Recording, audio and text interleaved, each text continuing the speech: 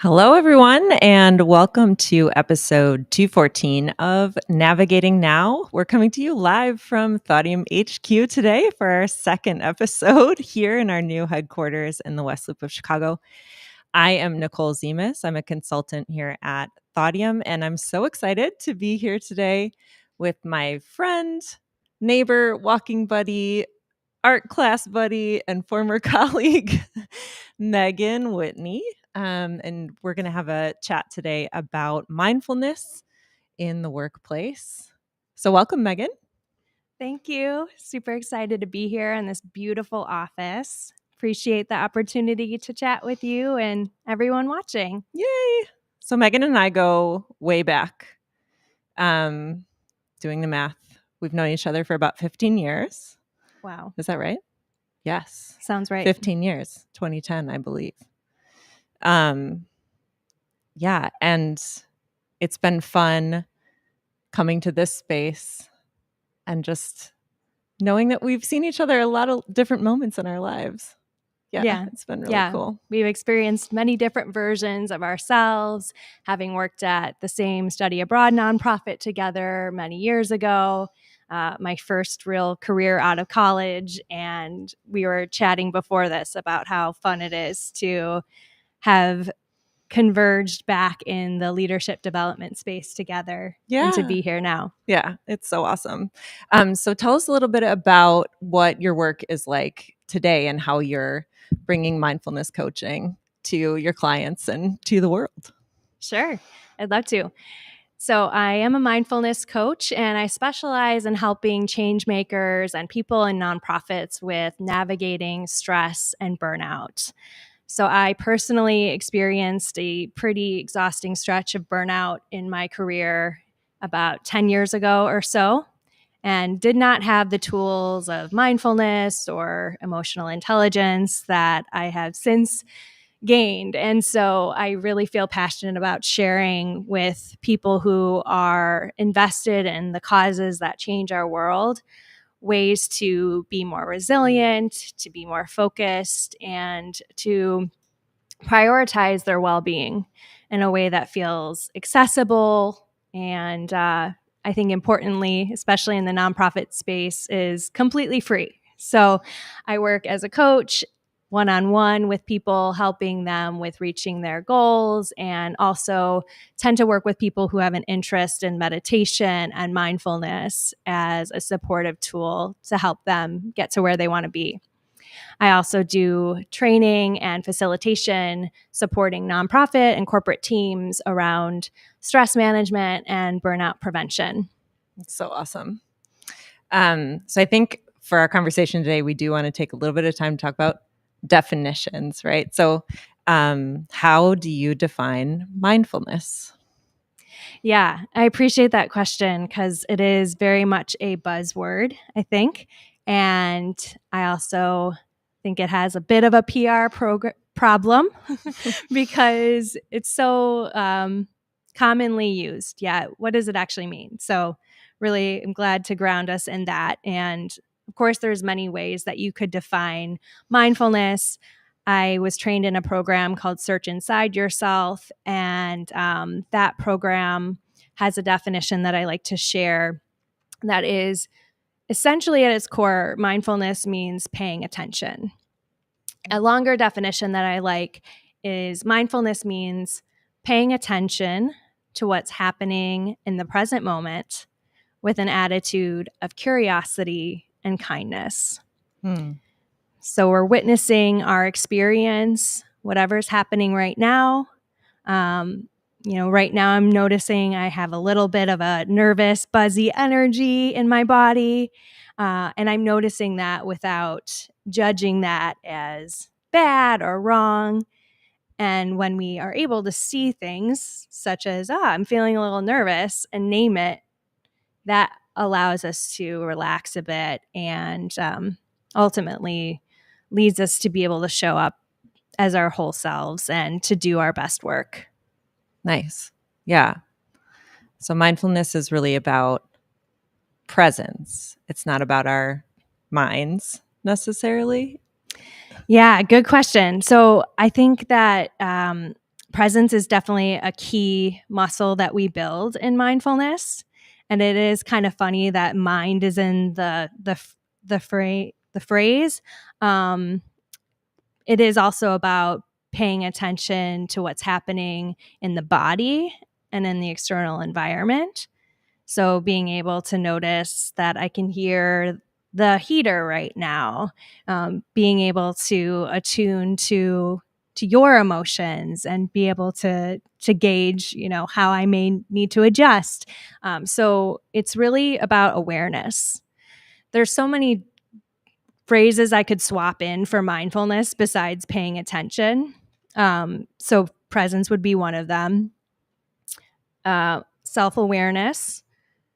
And I would say other phrases that I find helpful based on the culture that you're working in that you might like to swap in are checking in with yourself, observing.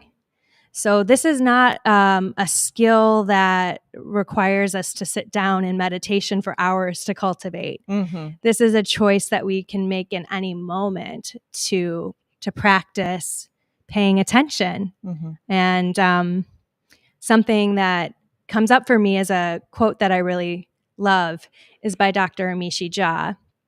And she says that what we often think is a memory problem is actually an attention problem. So in the US military and in militaries across the world, they train in mindfulness because it helps us with being able to focus. And when we are more focused and mindfully listening to someone, that translates into our long-term memory and allows us to be able to retain information better. That's so cool. That's such a cool perspective on that connection between, being in the moment with someone and actually being able to recall it later. I wonder if you might be able to lead us through a quick practice today, since we are talking about how to apply some of these concepts in your day-to-day at work. Maybe we could try it out quickly. Would you be open to that? Yeah. Okay. It's my favorite thing. Okay, cool. Let's do that. So I'll guide us in a practice called Minute to Arrive. And I welcome folks that are watching live or the recording to do this, because I could talk to you about mindfulness for hours. And in order for it to really sink in and for us to cultivate a greater capacity for presence, we really need to practice it. So before we start, I would love to just ask you so we can kind of compare what a short practice could really do. How are you doing right now?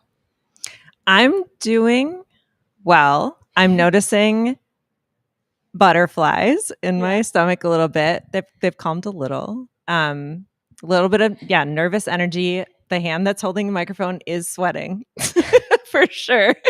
Yes. And I do have a little bit of a track in my head that's kind of where are my eyes, where are my hands kind of thing. That's a little bit of nervous energy. How about you? Yeah. I am feeling like my energy is a little bit up here. I've done many LinkedIn Lives, and this is the first one where it's like an Oprah moment in person. So feeling a little nervous as well. Also excited. Mm-hmm. And just appreciate you naming. Clearly you have experience with mindfulness, noticing those sensations in the body. So cool. Thanks for sharing. Yeah. So friends, we can close our eyes or not for this practice. And I invite you to take 3 deep breaths.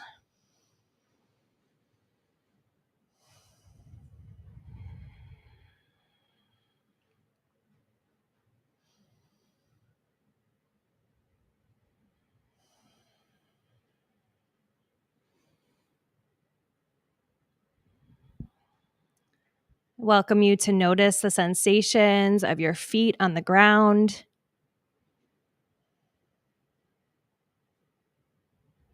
Really sensing into how it feels to be supported by the earth below. Continuing to breathe naturally and noticing where in the body you can feel your breath most strongly. Asking yourself, how can I tell that I'm breathing right now?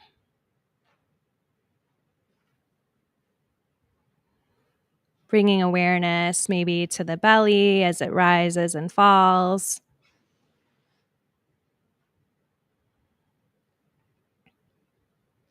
Or noticing the cool air entering your nose and exiting your nose.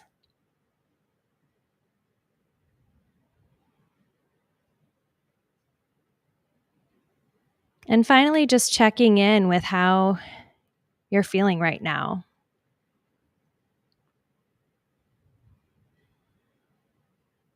Welcoming whatever feelings are here, just as they are.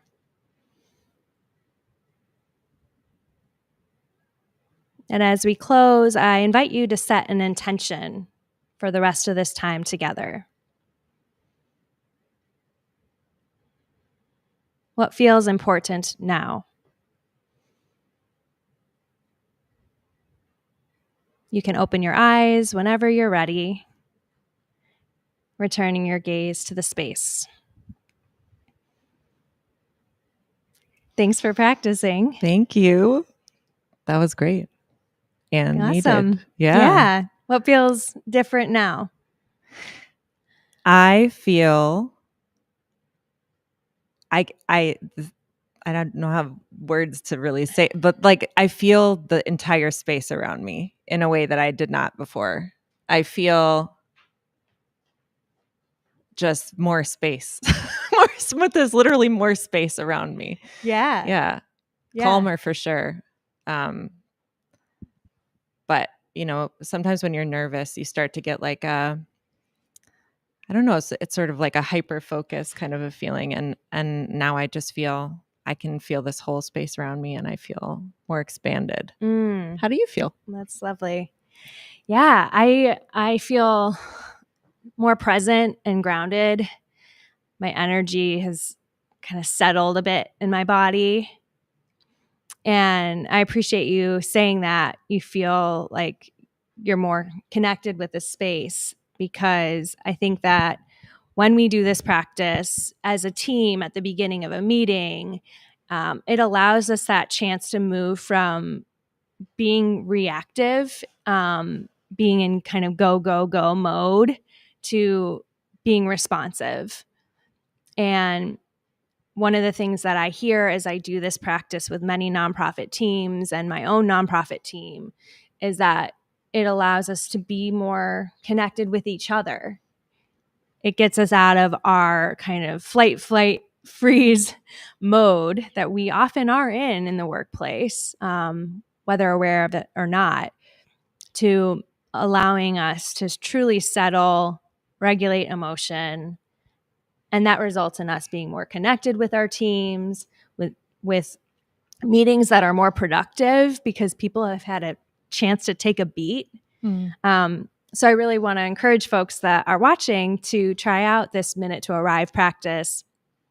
And if it's helpful, maybe I can offer a few tactical tips for how to do it. Yeah, that sounds great. Yeah. Cool. I've definitely heard from people in workshops who have said, this is great. I found it really helpful, and I'm a little nervous to bring this up at my team. What are they going to think? Is it some kind of weird practice? And so I do recognize that it can take a little bit of courage to put this out there in a work environment. And this is a practice that many companies are doing, and I hope that it catches on more. I would love to see Minute to Arrive become as standard as a common icebreaker question, because it's so impactful. So what you can do if you are at the beginning of a team meeting is offer folks a space to just fully land, and whatever language feels helpful for you. Maybe that's, hey, I just came from another meeting. Would you mind if we just took a pause for a minute? You can just set a timer for 1 minute and allow folks to go off camera if you're on Zoom, and encourage them that It's an optional practice. They can take the time however they need, whether that is just breathing, going to get some water, stretching. Nobody has ever gotten mad about a minute to arrive. I can tell you that. In the 5 years I've been doing it, people really find it refreshing just to get to be a human and to take a moment to really settle. Yeah. Our conversation is making me think about times in my workday when someone has offered this to me in different language, but we talk a lot about context switching in our work because we are working with different projects over the course of the day, and we need to be thinking about one project context and then be moving on maybe in the next meeting to something very different. And in the moments when someone has said, I just need to take a little bit of space so that I can prepare myself and get in the right mindset for this meeting, it really has allowed me, as a participant, to also take that time for myself. And it didn't feel like they were asking me to do something difficult or strange. It just felt easy for me to take that time for myself. So I think it can be just as easy as that, as just naming that we need time to transition from one thing to another. And one thing we talked about earlier was how little moments like that can really add up, and in both directions, right? They can add up when you don't take them to result in things like burnout, and they can also add up in the other direction to result in things like more productivity or creativity, better relationships with your colleagues, right? Yeah. And I think it may be helpful just to define what we mean by burnout. Sure. Yeah. Let's do that. Yeah. It's another word that is very often used, and for good reason. I know, at least in the nonprofit space, at least 50%, and probably way higher than that, of people in nonprofits experience burnout. And so this is obviously a pervasive epidemic of an issue in our workplaces. And sometimes people use it almost in a way of like, today I'm burned out. I'm a little bored. I'm a little checked out. I'm tired. Burnout is defined as a chronic state of physical and emotional exhaustion that is caused by prolonged stress. So I think what is key about that definition is that it is prolonged stress, and it's not something we wake up with one day like the flu and we're suddenly burned out. I want to acknowledge too that burnout is a systemic issue that is caused by many different factors that are outside of our control. And I know that, as I talked about, I've experienced burnout, and I really like to remind folks that you're not alone in your experience and it's not your fault. At the same time, I also think it's really helpful to know that if we are equipped with techniques and skills to be able to notice that we're stressed in the moment, techniques that fortunately are free and very accessible, we can use them right now as we're talking. We can prevent that stress from building up into burnout, and we can recover from it. And it manifests differently in everyone, and it is a serious issue that can lead to death and disease. And so I'm all about helping people be able to identify the signs, those early warning signs, to be able to support yourself. And we don't need to do it alone either. Could you give us a high level of maybe one or two warning signs that you might be tipping into burnout? Yeah, that's a good question. So I would say body awareness is key. Our body is constantly sending us signals of stress, and something that I didn't learn until my early 30s was that that our emotions manifest as physical sensations in our body. I used to think emotions were kind of just like thought forms, but I've since learned, research has shown that emotions tend to show up in consistent ways across people's bodies. It's not the same in everyone. However, there was a study done in Finland that showed people different images that evoked different emotions, and they heat mapped it on a body, and you could see the consistency across.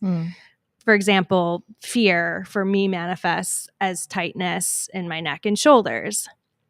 So when we're in our day-to-day, being able to take a breath and notice what sensations are in my body, that allows us to take that time to kind of collect that data, and then ask ourselves with compassion, what am I needing now?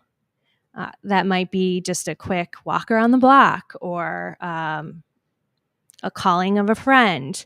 We each have our own different ways of supporting ourselves, and there's not a one size fits all approach. So I would say that, and there's actually 3 different ways that burnout manifests, like that the World Health Organization categorizes it as. So maybe I could share what those 3 are. So the first one, which I touched on, is physical and emotional exhaustion. So, feeling tired all the time, coming home from work, and maybe like feeling like you have zero energy and can just sit in front of Netflix and do nothing else. No judgment. I love Netflix, but just a sign, maybe. If you have no energy, it can feel quite lonely, and you don't want to connect with people. Depersonalization and cynicism. So kind of feeling like your work doesn't matter, starting to treat your coworkers like not really human beings, being detached. It's a way that our body is trying to protect us. And then the third sign, which makes sense given the other 2, is a decreased sense of accomplishment at work. So, of course, and I relate to this, when I was feeling super exhausted and had brain fog, I naturally wasn't feeling like I was able to give my best at work. So I'm glad you asked that, because I think there's ways that as managers we can support our team by being able to identify those signs, and I don't feel like it's commonly known what those signs are. What do you think? Yeah, I mean, I think it is a word that people use, that I've used to mean various things. And so I think it is really helpful to understand how it can be defined, and really what is kind of driving some of that sense of chronic stress, rather than just kind of one day of stress sort of situation. So it's definitely going to make me more aware of when I'm using that word, and what I mean when I say it moving forward. So I appreciate that. I think, on the other end of this kind of spectrum that we've talked about, and how maybe a quick mindfulness practice can really support people in moving through or out of burnout state. What are some of the pieces of feedback or experiences that people have had when you've led mindfulness moments with clients or in organizations? What do people say about how it's impacted them or how it's helping them? Yeah. I hear from people regularly that they just notice an energy shift in the space, that after we practice a minute to arrive, that they just feel this palpable sense of like, oh, things aren't so frenetic and run by this like sense of urgency, like that, it's just it's something to experience in your body, a sense of relaxation, of like, okay, it's okay to slow down.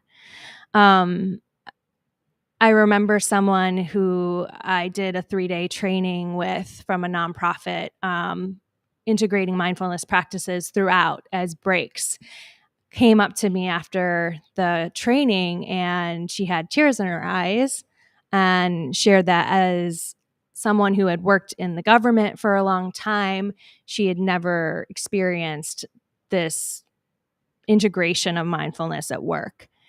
And it was meaningful to her that we cared and that we created the space to breathe and be. And I think that that is huge as well from a leadership standpoint. It's a way that you can really demonstrate that you care about the human beings that are doing the work, just by giving them the space. It's actually not that complicated. It doesn't have to be a whole thing. You don't have to be a meditation teacher like me to guide anything. It's really just allowing that space. Yeah. Just keeping it simple. Mm-hmm. I love that.